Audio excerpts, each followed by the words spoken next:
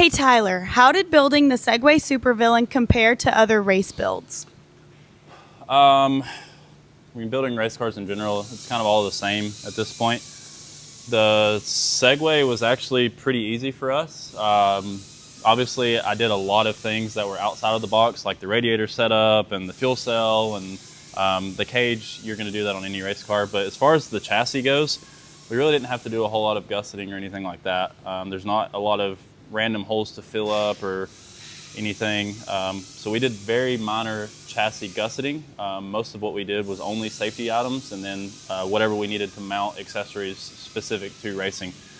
But as far as like a car that you can buy and turn into a race car, this is a very easy platform to do it with.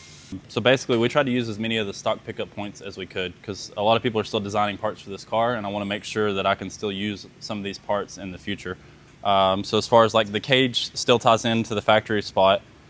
We do weld the cages to the chassis on a lot of our builds, especially now that we're getting more into like UTVs racing in 4400 classes and things like that. So we did this rear bumper that ties into all your cage mounts, and then we added weld-on bungs to the back of the chassis just to kind of tie everything together.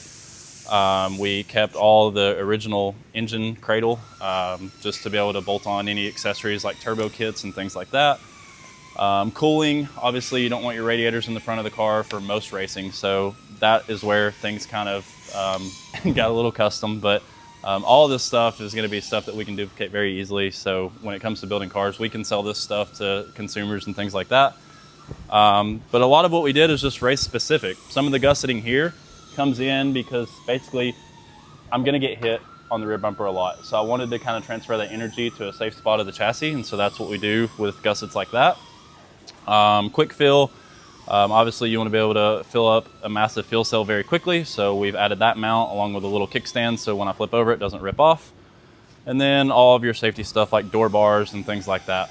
That's stuff that you're going to do on any race car, but it was very minimal on this car.